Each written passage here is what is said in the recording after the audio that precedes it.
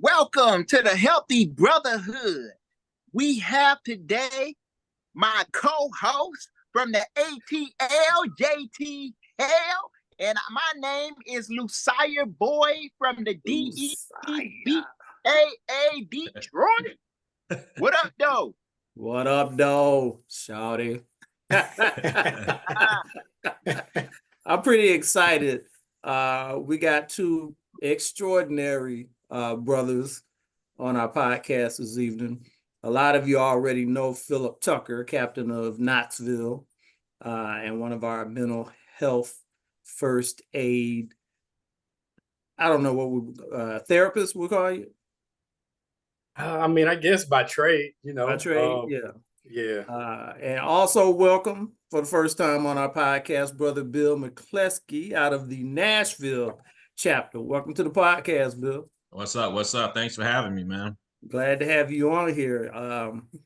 And so for people who know you and for people who know Phil, they probably guess we're going to talk about that 51-mile relay, which was back in March. But Lucia and I were like brainstorming, like, let's get Phillip on. I was like, you know what? Let's also get Bill on, because I remember meeting you at the expo. I didn't get to see you after the race. I saw Phillip after the race. That's a good, by the way, that's a good picture of them in the background. You see that, Lucia? Oh, snap. All right, he got some. Yeah, that's when we finished that thing, man. That was the finale. Yeah, it was. Dude. That's amazing. So every March, Black Men Run participates in the Selma to Montgomery 51-mile relay. It's part of the Civil Rights Race Series. And it is literally 51 miles from Selma to Montgomery at the state capitol. That's the finish. We have relay teams that consist of no more than 9 people on a team. They divide that distance up. Some of it is 3 miles plus, the most I think maybe 6 miles plus and whatever in between to make up that 51 mile. We also have a small few super duper running soul brothers that decided I'm going to do the entire 51 miles. They are the relay team. Yeah, that's it. One of one. One of one. So Brother Bill McCleskey, Brother Phillip Tucker both completed that 51 miles. Yeah. And I'm still amazed that anybody can actually do that. That's amazing. Lucia, you want to kick it off?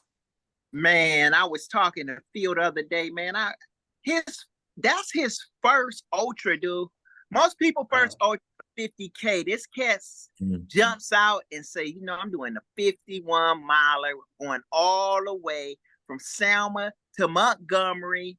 Bada bing, bada boom. I'm like, dude, when I seen you when I was on my van, I was like, dude, this cat going the whole way. Had your little vest on. I said, oh snap, he got the Ultraman vest on. I said, he ain't playing. He ain't playing.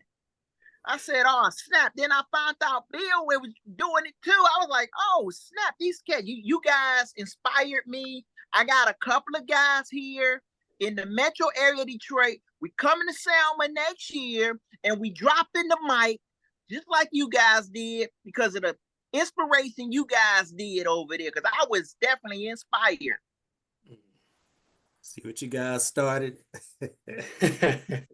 Well, it's it's a hard feat to accomplish, and you're right. Like for Phil, for that to be your first ultra, that's kind of it's kind of crazy, really. My first ultra was a 50K, because I wanted to ramp up. But yeah, it's really it's really commendable, man, and it's crazy. And we can get into like the mental aspect of it, because I think it's more mental than physical anyway. But yeah, man, it was a beast for sure. It's 2 marathons, and that's 2 marathons. That's what I say. It's 2 marathons basically. Yeah. That's amazing. How do you train for a 51-mile race? What does your training schedule look like? Well, like for me, man, the training schedule, like, and just to give you a little context, I hate training because it takes up so much time. And if you think about training, if you've ever trained for a full marathon or a half marathon, you dedicate this time every day, whether it's like the miles you put in, working out, speed training, whatever. So it does take a lot of time, but just imagine having to stack on more miles because it's an ultra, and that's basically what it is. But I haven't, I have a training schedule for a 50-mile race and a 100-mile race. I've only done 100-mile race, but I never really follow it because of the time commitment. But what I do is, what I make sure I do is I run throughout the week, and on the weekend I get my long runs in. So my long runs will consist of anywhere from 18 to 32 miles, right? And so it just depends on, for a 50-miler, it's probably my longest run will be a 24-mile run. But for a 100-mile, it got up to 32. And it's for me on the weekend, it's about doing back-to-back long runs. So on Saturday and Sunday, I'll do a back-to-back long run. So it may start off at 10 and 10, 12 and 12, 14 and 14, but then it'll get up to 18 and 24, or 20 and 20 and stuff like that. And you just want to get your body used to running on tired legs and staying in that zone too. But Phil, like you can share what I don't even think we talked about your training regimen. No, we didn't. It was very similar to yours though. I would say the biggest difference between my marathon training and the ultra marathon training was those back-to-back long runs like that. And so, yeah, that was really the biggest difference. And then the only other thing, which I didn't really think about, but my coach really encouraged me to increase my time on feet throughout the week too. So like even little stuff like, just being more intentional about just literally just standing more on my lunch break. My office is downtown, you know what I mean? So I might walk around downtown, for like half my lunch break or something like that, which doesn't seem like a lot, but on top of a training schedule though, like you're getting the benefit of that, because you're gonna need it, when you're out there in the later stages of that race, you know what I mean? You want your body to have every advantage that you can. And so that stuff added up, man, more than I thought it would. Yeah. And Phil, you mentioned something like time on feet, man. That's really important. Like when training for an ultra, if anybody's thinking about doing it, like time on your feet is like really key, because I had a couple of long runs where I just said, I'm gonna be on this run for 6 hours. I'm gonna be on this run for 8 hours today. I don't care if I'm walking, running, right, whatever. And I think like the reason I talk about the mental piece is because it's like, man, you can listen to music and a podcast, but sooner or later you're gonna be listening to yourself, and you figure out like what's in your brain, what's in your mind, and you got to deal with that, And there were times where I was like, man, I'm actually tired of talking to myself, like I got to figure out like how to make this work. And so that's a piece of it that we don't always think about. We think about the body and running and our legs and our knees and all that. But man, you got to deal with that mental aspect too. Absolutely. Somebody told me they said that the motto for an ultra marathon of any distance is relentless forward progress. So like if you as I was training, as I was running, like I just kept that in mind, like, man, relentless forward progress. As long as we're moving forward, we're moving toward the goal. Like, yeah, that's a book. Whether we're walking, whether we're running, crawling, as long as we're moving forward, it counts. Yep. No, that's good. What was your training schedule like, Phil? To be honest with you, I got a late jump on my training because I had a lot of life transitions that were happening. So I actually my training didn't ramp as much as I would have liked for it to, but I was running about 5 days a week. I usually try to keep me to 2 rest days because I've gotten injured enough times to know my body needs 2 rest days no matter what. Even if it's just a marathon, even if I'm not really running like a lot of miles, if I don't get that second rest day in there, like I end up injured. So I try to go for 5 is optimal. And so that about that, you know, and so 2 of those days being those back-to-back long runs on the weekend, the other 3 days being during the work week and just getting those, you know, 5, 6, 7 miles in, whatever I could get in, usually before work. Wow. Leading up to the race, do you guys follow any type of specific diet or nutrition plan that aids in what you are doing? Man, me not really. The biggest thing for me, I don't really like to eat when I run, even during a marathon. Like I don't put a lot on my stomach. I do more like goos and stuff like that throughout the race and hydration. But you just can't do that for an ultra. So the biggest thing for me is I had to get used to eating not only before my race, but like during my training. So I would like in the middle of a long run, like put down like those Uncrustables work really well with my stomach. So I ate a ton of those. If you know, if I never see another Uncrustable, that'll be fine. Yeah. So that was the biggest thing, just getting used to being intentional about putting calories down while running like that, which is just different for me. Yeah, for me, man, I need to do a better job. I eat pretty much anything in sight, and I don't really follow a diet leading up to the race. I think I pay attention to what I eat the day before the race. You Yeah. know what I mean? Yeah. I get the carbs in and all that good stuff. But I think like Phil said during the race, oh man, I eat, man. And I have to eat real food. Like I remember on the Selma to Montgomery race, I stopped at a gas station, got a couple of pieces of pizza. I have to eat real food because I can't do the gels and stuff. And so because they start to hurt my stomach and all that. So I was like, nah, I can't do that. I've gotten nauseous before, big time on other ultras. So I know that's not my thing. I have to eat real food, man. And it's in pizza. I love pizza, man, on an ultra, man. And a good Subway sandwich, man, a good Firehouse sub or something. I love something like that. But yeah, I gotta have real food. But you gotta eat because you're losing so many calories. Yeah. And you're really not going to be able to keep up with the amount of calories that you're losing as you run. So you must eat for sure. Yeah, because you need some kind of fuel, right? Yeah.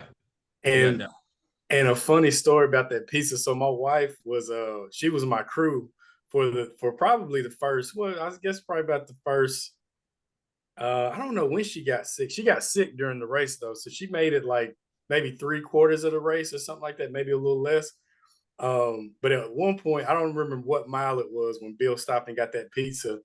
And she was worried about Bill. She was like, the the gas station was it was a little, you know, it was looking a little rough, no disrespect, you know what I mean, to I don't remember the name of that gas station, but she had been in there to like use the bathroom and checked it out. And so before we got there, and so Bill went and got the piece, she was like, is he gonna be okay?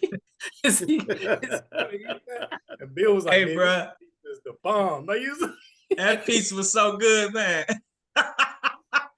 Hey, Yeah. that's the thing, man. Food's so good when you're running the ultra, man. I get so hungry, man.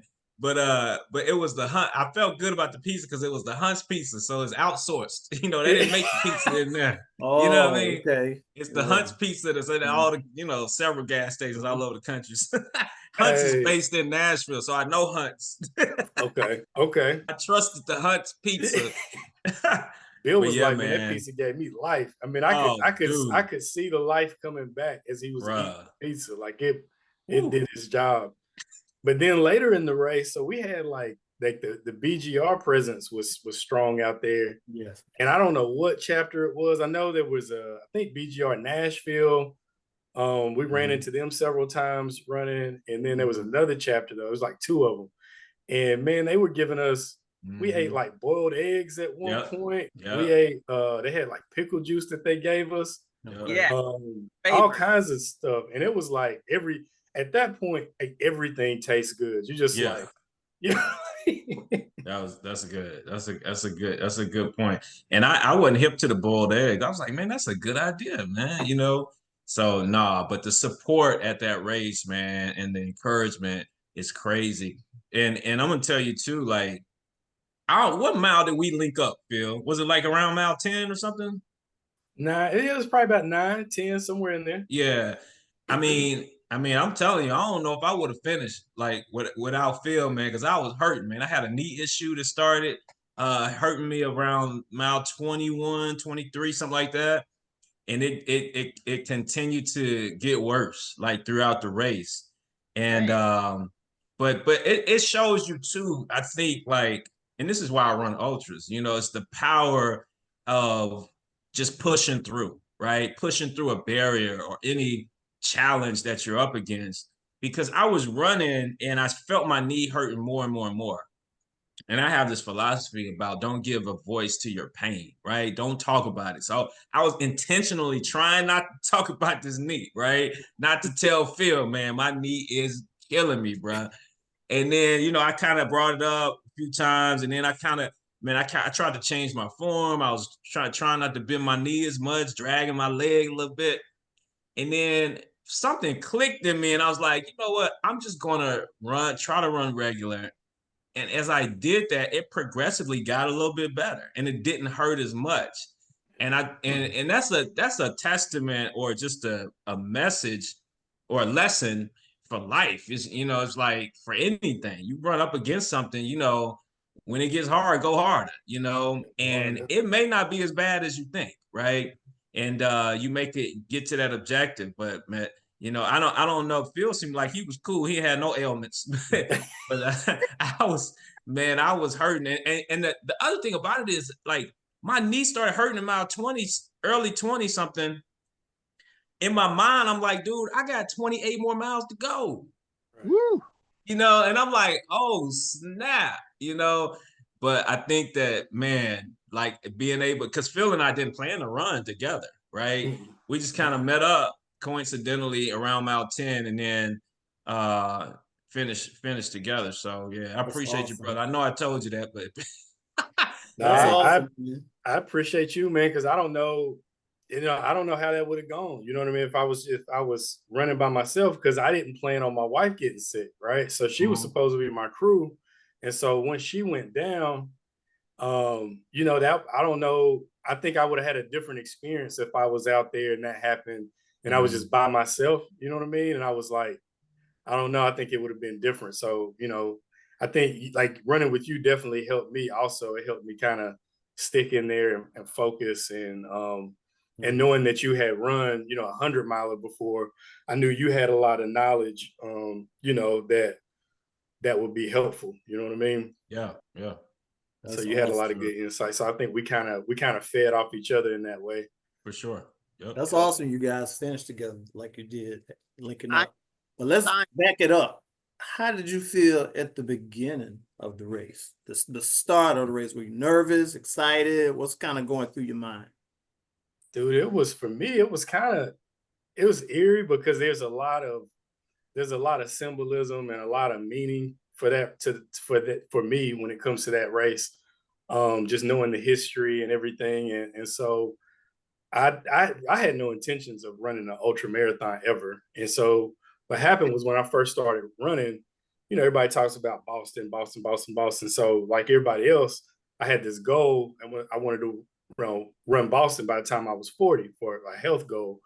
And then the more I got into running, and that's pre-Black Men Run or any of that stuff. And so as I got into running, I realized like, man, Boston wasn't really my thing. And so my training was falling off because I wasn't really passionate about it.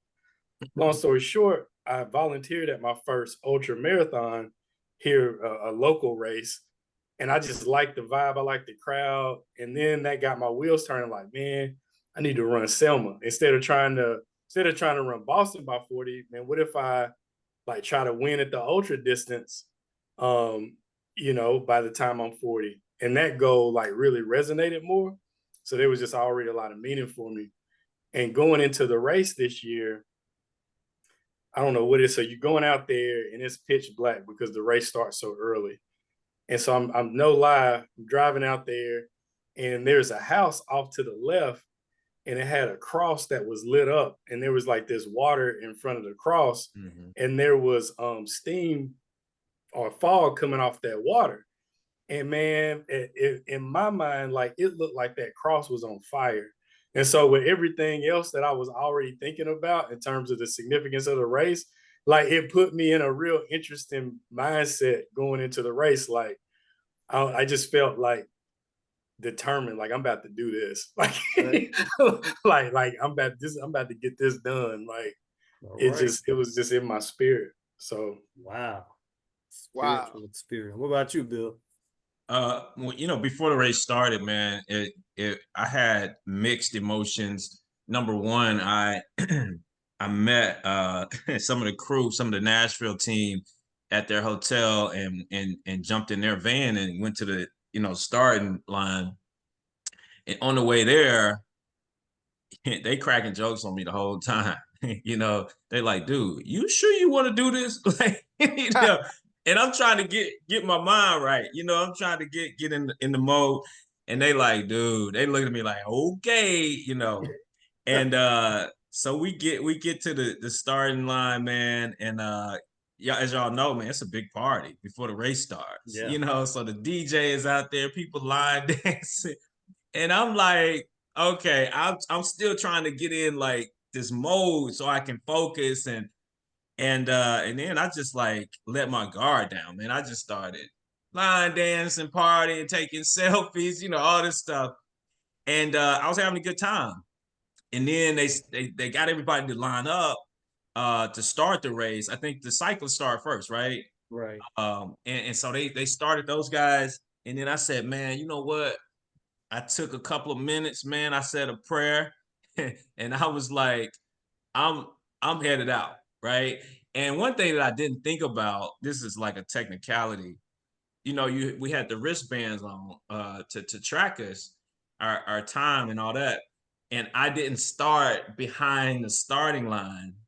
I just Oh, started like right next to it, or right kind of in front of it, you know, because I was waiting for the cyclists to go. And then right after the cyclists left, I started running right before any other runners started. And then when I got to the end of the race, I was looking for my time. I was like, dang, they ain't even get my start, you know. But anyway, yeah, because I was just ready to go. I was just like, man, I got to get going, you know. And so yeah, man, I felt really good. I was overall though, I was really excited. And my mindset about every ultra that I've done is that I'm gonna get out here and I'm gonna push myself. But if I gotta stop, I gotta stop. Like if I don't finish, I don't finish, right? Because I'm out here for the experience. I'm out here to have fun and to see what I'm capable of doing, and to enjoy it. But I've been fortunate enough to finish every ultra that I've started. But yeah, man, I was really excited, man. And because for me, it's a personal growth thing, and it's a spiritual thing for me. right, true that. True that. But I know, man, that knee issue, because I have arthritis in my right knee, and when that bad boy started flaring up, man. Yeah. Last year I was attempting 100-miler. In mile 34, man, that thing blew up like a baseball, man. Oh yeah. I know. I was when I got around it. What I was doing was a 16.6-mile loop, and you had to do it 6 times for 100 miles. Okay. And around the second time at mile 34, I knew, hey, if I go out again, this bad boy feel like it's about to pop, literally. Yeah. But and I'm that's going the thing. I mean, that's the thing. You got to know your body, and you got to listen to your body. You know, there's some ailments or injuries, so to speak, that I may have that I consider minor or whatever. And I know, okay, I can run through this, or I can train through this, or I know how to address it. You know, sometimes it's just stretching. Sometimes it's going to the doctor, seeing a physical therapist or whatever, putting a knee brace on or what. But there's some things I'm like, wait a minute, this ain't this is serious right here. So if you and that's the key too, man. And I think, man, being a runner, period, it's not just ultras. You know, you gotta know that. You know, if you're just doing 5Ks, right? And I think that's a value that we as runners have. Like we notice if something ain't right, we know what's cool. We start to learn our body better. We're more intentional, you know, with our body. Yeah, and I think you have more of a relationship with your body, right? Like it's like like you know how to ride that line. Like you're pushing yourself well beyond your abilities, right?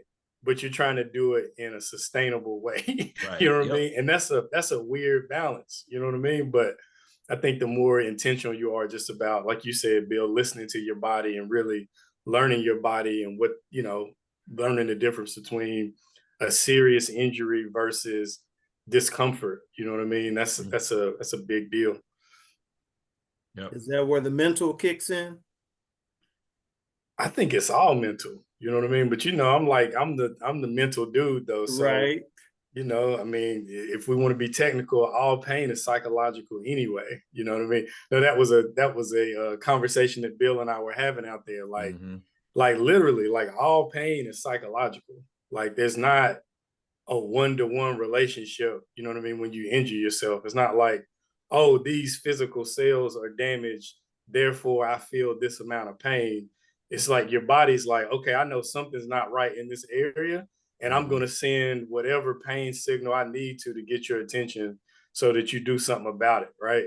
So when you know how to kind of hack into that a little bit, you can I won't say you can override those messages, but man, you can definitely sort of tap into like the ability to turn it up and turn it down, you know what I mean? Yeah. Which is kind of freaky and kind of cool at the same time. It is freaky. Yeah. I mean, like I think too, your mind, I love that you said it's all mental, because from my experience, you know, once you make up your mind that you're gonna do something, your body gonna follow. Yep. You know what I'm saying? Your body gonna be like, all right, we gotta figure this out then, you know? And so I've been in situations, even like with my knee hurt, I was like, I'm gonna finish this race. You know what I'm saying? I don't care if I gotta walk this thing in, like it's gonna get done. And then your body's like, all right, let's figure out how to run. Like, let's figure out, man, let's figure this thing out. And I've been in worse situations, you know. And I was like, dude, and I'm talking to myself. Like, I don't know what you about to do, but we about to finish the race. So you need to figure this out. You know? I love it. Yeah. So, but again, you gotta be responsible, right? You gotta know your body. You can't be out here doing nothing crazy to your body. So I always, you know, work to be transparent with myself and make sure that I'm being responsible and making the shifts in like Phil said, a sustainable way, you know. Because if I can't do that, then it ain't no big deal. I didn't finish, you know, whatever. Right. And one of a trick that I like to use just to kind of filter my thoughts is, you know, I want as many thoughts running through my mind that are both true and helpful. And when I say helpful, I mean in alignment with my goal, whatever that is, right? Because your thoughts will play tricks with you, right? So when I say is it true or false, I'm really, if I have a thought run through my head and I'm trying to figure out is it true or false, I'm putting it to the highest level of scrutiny possible. Like, do I have medical evidence to support this thought?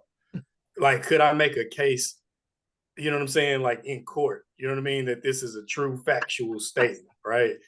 And then is it helpful or not helpful? Meaning, is it help the goal or not? So if it's not true or helpful, I'm reframing that thing to make it something true and helpful. And the more you do that, you know what I mean, you sort of train your brain to just naturally think that way more. And you're going to be way more flexible, way more resourceful. You know what I mean? Like problem solving is going to be way easier. Now you still going to be in pain, you know what I mean? Yeah. But now you're doing things about it that actually are going to help you. You know what I mean? You're not out there thinking stuff like, you know, oh my God, I'm going to die. I'm never going to be able to walk again. You know what I mean? Which is probably not true. You know what I'm saying? Yeah. But that's good, man. I love that. I love it. One thing that we did, it just you just triggered this memory. But we decided, I don't know what mile we were at, but we decided to run for 7 minutes and walk for 3 Yeah. for the rest of the race. And we may have been like 10, 15 miles out. I don't know how far out we were, but that was like, you know, in addressing a problem for me. You know, Absolutely. Yeah. you know, my knee, I was like, yo, I cannot keep running. I gotta walk. And then I think I can do that. 7 minutes, 3 walking for the rest of the race. And then that's what we did, man. And got it done. And Got it got it done. done. It was funny towards towards the end of the race, you know, because we're running the whole thing, like we're among the last people out there still running, right? And so at that point, the traffic is the pattern of traffic starts to look different. You know what I mean? People aren't necessarily as aware that there's a race going on, that kind of thing. So it's like the last, I don't know, about 10 miles or so has kind of a different personality, different feel to it. And so by that time, you know, we're looking rough. You know, we've been out there for a minute. And so cars are looking at us like, you know, like are these dudes okay? At one point, there was a lady who stopped, and she actually asked, she stopped her car. She was like, "Hey, y'all all right? You know, y'all need a ride?" And we were like, "No, ma'am, you know, we're part of the race." And she's like, "What race?" And we were like, we told her about the race, and she is like, "Oh yeah." And like, but she was when she figured out what we were doing, like the look on, I'll never forget the look on her face. Like she just looked proud. She was like, she gave us like one of these, like, you know, threw that fist up, like, all right, like y'all go ahead, right? So that was just a pretty cool, you know, experience. And then running through the neighborhood at the end. Those guys, there's a bunch of dudes out there just kicking it. And they were like cheering us on, you know what I mean? That was pretty cool. Yeah. So you're getting towards the end of the race. Is there ever a time during that 51 miles that you consider giving up? And how do you push through that? I tell you, one of the things that kept giving me life, again, going back to the history, you know what I mean, what it represents, as we were coming up on the campsites, you know, so did y'all notice they had the camps marked where the people who marched in the original rate, in the people from the original march, you know, when they camped along the way, they have those sites marked along the course of the race. And so every time we would come up on one of those campsites, like I was just getting like another burst of energy. And I was like, it was just like quitting was not an option. It was just like that was not, it just wasn't gonna happen. Like I was gonna finish. Because I'm like, man, they did it. You know what I'm saying? Like, you know, if my ancestors can be out here in church shoes, you know what I mean, and heat and dealing with what they dealt with, you know what I mean? Like, I can knock this out in some Sauconies. You know what I'm saying? With plenty of hydration and nutrition. Like Yeah, they were marching, they weren't running. Yeah, that's true. Much. In multiple days. But I mean, I when I saw the landmarks, that, you know what I'm saying, it didn't do nothing for me, bro. I was, you know, I was like, oh, they got landmarks. Okay, my knee. But I think for me, man, no, quitting is actually, if I'm going to quit, it's gonna be something like serious. You know, it's gonna be something serious. I'm gonna tell you something that happened. This is before I ran into you, Phil. For those of you guys who don't know, I own an IT company in Nashville, and I think around mile 6 or 7, man, one of my customers called me, and on a Saturday, and I'm like, what is this dude, man? Customers rarely like reach out to me, but this particular customer has my cell phone number, and he called me. He's like, yo, I got an internet outage in one of my locations, you know. And I said, dude, I'm in Alabama. You know, he said, I need you to, can you get over? I said, I'm, what? You know, and so that kind of threw me off. I handled it. You know, I got somebody on it. But I thought, man, something could throw this race off, and it may not be physical. It could be like a family issue. It could be like your girl calling, your spouse calling, you know, and saying, hey, we got an emergency and all this stuff.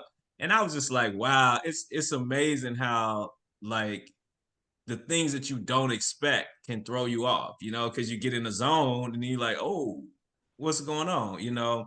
But I just thought that was funny, man. But no, I never thought about quitting, even after, you know, my knee was hurting, man.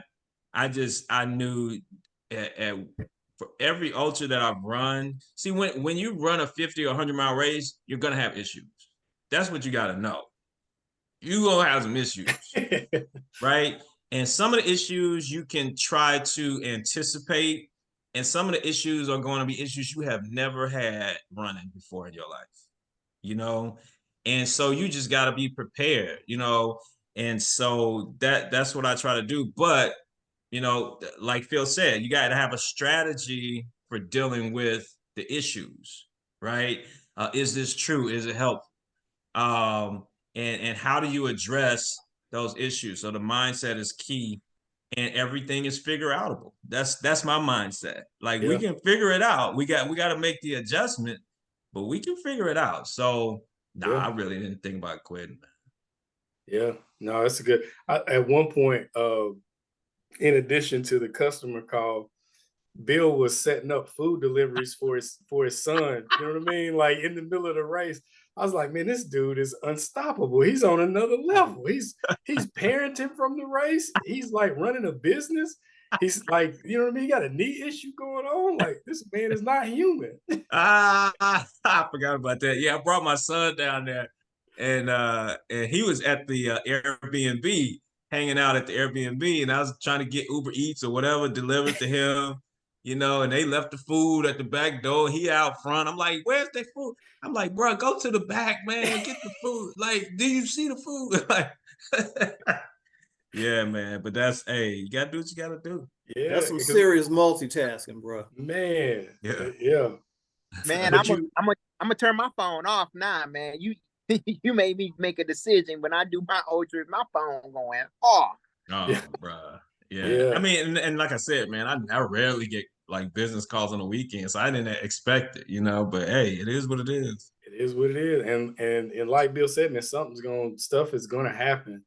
And the biggest curveball for me was again my wife getting sick. Like that was for one, it's my crew, so that's like my whole nutrition plan is now out the window because she actually had to take Uber back to the hotel because she came. We later found out it was a case of vertigo. They came out of nowhere. She had never had vertigo before. Like it wasn't a thing, but she got nauseous and was just, you know, just in bad shape. And I did consider pulling out at that point. I forgot about that. She and I had a conversation though, and she said she was good and she could make it back to the hotel. So the EMTs got her together, and so that was, you know, that was cool. But obviously, you know, we couldn't have known that was going to happen. So like you said, you gotta figure it out and adjust, and you know, keep pushing forward, relentless forward progress. Yep. Did you have a crew, Bill? Nah, my crew was Phil's wife. Hey, man, here's the way I thought about that. I didn't need a crew because I'm like, it's gonna be hundreds of people there, and they got a tent every 5, 6, 7 miles. So I was like, I don't need no crew. You know, that's kind of how I thought about it. It's not like an ultra where you running and ain't, you know, ain't no tent, right? Right. But so I did have my girl was supposed to come down, but like she from Atlanta. But she had something going on with her family. Her son had a soccer game and this and that. So she ended up showing up late, like toward the end of the race. And I said, man, look, I'm gonna have to mooch off of Phil's crew. You know? Oh, he and thought. hey, when we would stop at the nutrition stops and stuff, and Phil's wife would be like, okay, the next stop is 6 miles. And I'm like, dang. I need a crew. I was like, you know what? I should have thought differently about this. I was like, that'll be so helpful. But man, again, I have I've done 4 ultras, no 5 ultras, 4 or 5, and I ain't never had a crew, man. I ain't never had a crew. Now, and that's because like the way the race is set up. So I kind of choose the ultras that, you know, got a bunch of nutrition tents. Right. Aid station. Call them aid Yeah. station. Yeah, exactly. Yeah. And again, shout out to BGR because again, they were holding us down like at that last part of the race to the point to where do you remember like I don't remember her name. I didn't get her name. I don't know where she was from, but she had to be a nurse. She had to have some kind of medical training. And she had like strong like mother energy. She like, you remember that? You know who I'm talking about? I do. I know you're talking about. She came through like she whipped out like a massage gun at one point and like got Bill's knee right. Like multiple stops. It was like it was almost like I think that they were concerned about us. And they were like, I think they were intentionally kind of like keeping an eye on us. But it was, I wish I knew her name or what chapter she was from because she was clutch. Yeah. Yeah. And that's the key too, man. I think, like I said, the encouragement, the energy, the culture of BGR and BMR. I mean, is really cool. And that's like talking about, to your point about, did we think about quitting? It's just like, man, when you got that energy and that environment, man, you want to one of the reasons you want to finish is for that culture, you know? Right. And to encourage them because they're encouraging you. So yeah. Because the race is mostly made up of BGR and Black Men Run. Yeah. There are others too, but I would say the bulk of the runners are Black Girls Run and Black. Yeah. That was obvious. Every year. Man, which is a beautiful thing. I mean, I know we're talking about the running piece, but I mean, I think the overall impact is a big part. I think it's just as important, right? Like when you think about the number of people coming down for the race, what that does for the local economy there in Selma and Montgomery, you know, like what that does just in terms of the energy, you know what I mean, for the city. It's really it's deep, man, when you think about it. You know what I mean? Especially when, you know, we always pride ourselves in saying that we're not a run club, you know, we're a social network of impact and influence. If that's not impact and influence, I don't know what is. Yeah, good point. Yeah, and during the race, man, I like the day before the race, I posted something on Facebook saying, hey, I'm running this 51-mile race and what it commemorates and all that stuff. And I got so much feedback of people like, oh, that's cool, that's inspiring, this and that, and then encouraging me. And then throughout the race, I would shoot these short like videos and post them on Facebook. I think I did 3 or 4 short videos just saying, hey, I'm at mile 10, I'm at mile 20 something or whatever. And man, those videos got so much feedback. So to your point, Phil, like having an impact and bringing awareness, you know, back to that historical moment, right? And what it meant and what it means today and how just engaging, you know, my community and my friends on Facebook. And I'm not just talking about Black folk, you know, I'm just talking about all people really becoming aware if they were not aware of the Selma March, but you know, what it represents, but just bringing awareness to that and how important it was and how impactful it was to our history and what it means today. So yeah, man, our organization is much more than just a run club. You know, we can make a difference for sure. Man, that was powerful. I have a question. Do you guys consider doing that again next year? Oh, we consider it. Yeah, definitely. I'm definitely JT. You see what I'm saying? I'm definitely in for next year.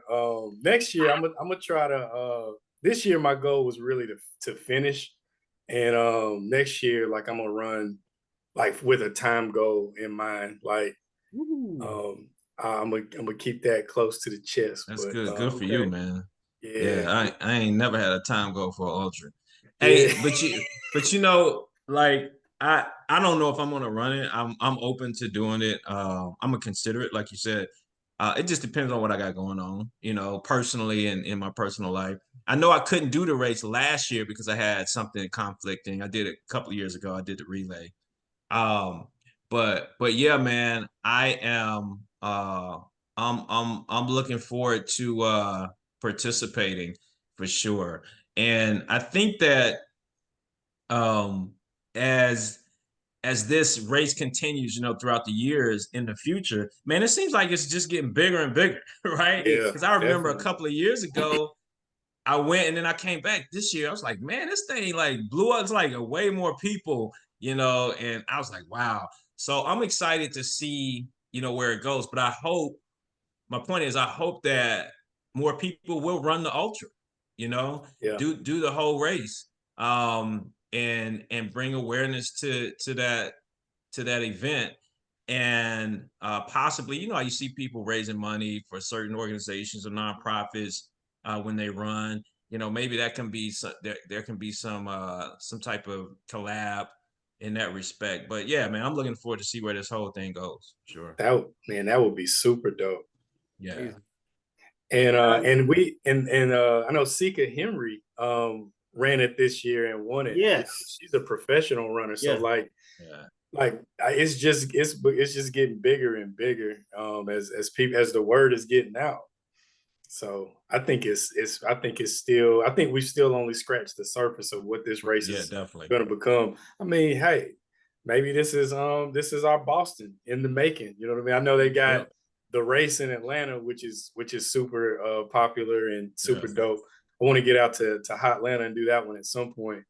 But outside of that, like, I'm not aware of any races that are just like sort of like, you know what I mean, that have the that a hit race with prestige and that kind of thing. Do I you do all? know at some point Virgil is looking to expand the civil rights race series to some other civil rights cities. So it's possible we may see something similar in Memphis, Atlanta. Man, that would be Birmingham, very maybe. cool. Yeah. Very that would be cool. Yeah. Is there anything you guys would have done differently during the 51 miles, looking back now? I would have trained. I would have trained. Yeah, I would have been more consistent in my training. Yeah, I would train better. And I came out way too high. Did you? I'm talking way too high. I've seen you, Phil. I don't think you can help coming out any other way. Man, I was pumped up. I said, man, check him out. He moving. Look, I was feeling so good, man. I was so dialed in mentally. I was just feeling good, and but yeah, that was a mistake. I should have been running way slower. Yeah. You can't do it. You 7 feet tall, and 6 feet of that is all legs. So hey Phil, how old are you? Good point. 39. Oh, 39. Okay. I thought you was in your early 30s. Okay, cool. So next year's 40. So for my 40th birthday, because like Bloody Sunday happened on my birthday, which is another reason why this race means so much to me. Because and so it's like something about that 40, right? It's like, yeah, like let's go all the way, Yeah. What would you guys? Somebody tells you I'm considering doing my first ultra 51-mile relay. 51 miles. What advice would you give them? I would tell them just be consistent. You know what I mean? Be consistent in your training. Like have a training schedule. Stick to it as best you can. It's not going to be perfect. Make sure you get those long runs in. Those are critical. Make sure you have, some kind of a nutrition plan leading up to the race. Don't try anything new, the week of the race, anything like that. Like you need to be trained like you plan on running the race with your nutrition and hydration and everything. Those are probably the main things. And I would add to that. I would say have fun. Because it could be intimidating. You could get really nervous, and it could be overwhelming to do something like that, especially if it's your first ultra. But go out there and enjoy it. Have fun, and because it's a fun time. It really is a fun time. With pain, but it's fun. So enjoy it. Party, jam to the music. Encourage other people. Receive the encouragement. And just enjoy it. Enjoy the experience. Be present. and even the pain, you know what I mean, in a weird way, is part of what makes it a fun experience, because like, you know what I mean? Like, it's one thing, like, when you guessing, it's like, man, I think I could do this, or I think I could do hard things. But like, once you do something that you know is completely outside of your comfort zone, mentally, physically, emotionally, and you persevere, like, you now have evidence, right? Like, you know, without a shadow of a doubt that you can do hard things. And like, that feeling is almost addictive, to be honest with you. Yeah. I know, Uncle Lou, we were talking about that when we talked last week. Like, you made the point of that having something that you could fail at, you know what I mean, and really putting yourself in a position where you could fail, you know what I mean, there's no substitute for that. Quite profound. Brothers, we appreciate you guys coming on the podcast, man. This has been real, talking to some serious superhero ultra marathoners, man. It's been amazing. Appreciate you for having us on, man. Hopefully we can encourage other brothers in BMR and to participate and do these ultras, man. You can do it. I always tell people, man, if you can run a marathon, you can run an ultra. And I believe if you can run half a marathon, you can run an ultra. You know, and so you just got to train for it. That's all it is. So I encourage everybody to do it. You know, if you're healthy and you can run consistently, you can probably run an ultra, and it will force you to look at yourself, dig deep, and grow and become a better human being. Absolutely. Yeah. And one thing before we go, check out BMR Turf. Like, those dudes are picking up steam. I say those dudes, I'm one of those dudes now. But BMR Turf is our trails and ultra running fanatics. Hopefully I got that right. Forgive me, brother Jay. Tinsley, if I messed that up. But they're growing. So more and more brothers are doing trails and ultras. So you definitely have a community, you know. We'll say black people don't run long distance. Hey, they Kenyans do it. You know, right? Ethiopians do it. You know what I mean? That's somewhere in my ancestry.com kit. Trust me. We've been doing it. And that to your point, if you look at the history of ultra running, man, I was watching some documentary. I wish I could remember the name of it. But we can probably Google it. But just Google Black ultra marathon runners in history. And it amazed me how, like, a lot of African Americans were not permitted to run or register for races, like in the early 1900s and stuff like that. And man, but these dudes were beasts. It was a story about one guy in New York City, man. They said he would leave his house in like Brooklyn and run through all the boroughs like crazy, like run 50 miles a day and all that stuff. And people were like, yo. So I mean, it's in our blood. Of course we can do it, you know. And so let's keep doing it. Let's keep doing it. We appreciate you brothers coming on, and for the brothers out there watching and anybody else watching, you have just experienced what I like to call the brotherhood. Appreciate you guys. Brother. Thank you.